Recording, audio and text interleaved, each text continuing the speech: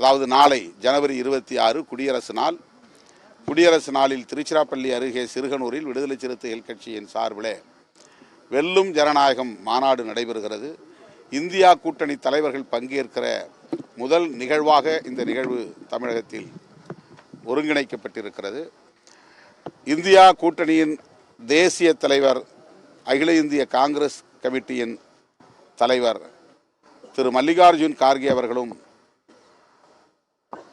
தமிழக முதல்வர் மாண்புமிகு தளபதி ஸ்டாலின் அவர்களும் கலந்து கொண்டு சிறப்பு பேருரை ஆற்றுகிறார்கள். தேசிய அளவில் இடதுசாரி கட்சிகளின் தலைவர்களும் இந்த மாநாட்டில் பங்கேற்று உரையாற்றுகின்றனர்.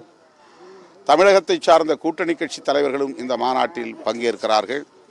இந்த மாநாடு ஜனநாயகத்தை பாதுகாப்பது, இந்திய அரசமைப்பு சட்டத்தின் ஜனநாயக விழுமியங்களை, சுதந்திரம், சமத்துவம், சகோதரத்துவம் என்கிற அந்த ஜனநாயக மாண்புகளை பாதுகாக்கிற மாநாடாக இந்த மாநாடு ஒருங்கிணைக்கப்பட்டிருக்கிறது. இந்திய அரசமைப்பு சட்டத்தின் பிரியாம்பிள் என்கிற முகப்புரையையே மாநாட்டு மேடையாக வடிவமைத்திருக்கிறோம். வரவேற்பு வளைவாக பழைய நாடாளுமன்ற வடிவமும், மாநாட்டு மேடை புதிய நாடாளுமன்றத்தின் வடிவமாகவும், அதில் மிக முக்கியமாக இந்திய அரசமைப்பு சட்டத்தின் முகப்புரையை மையப்படுத்தி 3 வாயில்களுக்கும் லிபர்ட்டி, ஈக்குவாலிட்டி, ஃப்ரெட்டர்னிட்டி என்கிற சுதந்திர வாயில், சமத்துவ வாயில், சகோதரத்துவ வாயில் என்று அந்த வாயில்களுக்கும் பெயர் சூட்டியிருக்கிறோம். தமிழகத்தில் 3 இடங்களில் இருந்து சுடர் ஓட்டம் தொடங்கியிருக்கிறது. சென்னையிலிருந்து, கட்சியின் தலைமையகத்திலிருந்து சமத்துவ சுடர் ஓட்டம் நடந்து கொண்டிருக்கிறது. இன்றைக்கு உளுந்தூர்பேட்டையிலிருந்து பெரம்பலூர் வரை போய் சேர்கிறார்கள். நாளை மாநாட்டு மேடைக்கு வந்து சேர்கிறார்கள்.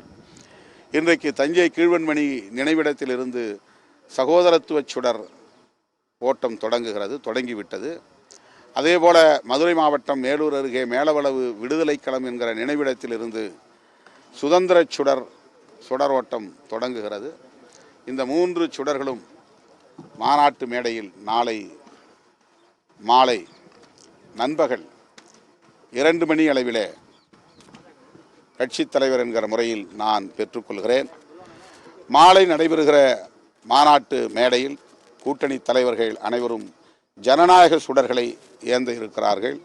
இந்த 3 சுடர்களில் இருந்தும் ஜனநாயக சுடரை ஏற்றி அதனை இந்த இந்தியா கூட்டணி தலைவர்கள் பாதுகாப்பார்கள் என்பதை அடையாளப்படுத்தும் வகையில் மாநாட்டு மேடையில் 18 தலைவர்களும் ஜனநாயக சுடரை தனித்தனியே ஏந்துவார்கள் என்பதையும் இந்த நேரத்தில் தெரிவித்துக் கொள்கிறேன். மாநாட்டுக்கு அனைத்து தரப்பு ஜனநாயக சக்திகளும் வர வேண்டும், பங்கேற்று சிறப்பிக்க வேண்டும் என்று அழைப்பு விடுக்கிறேன்.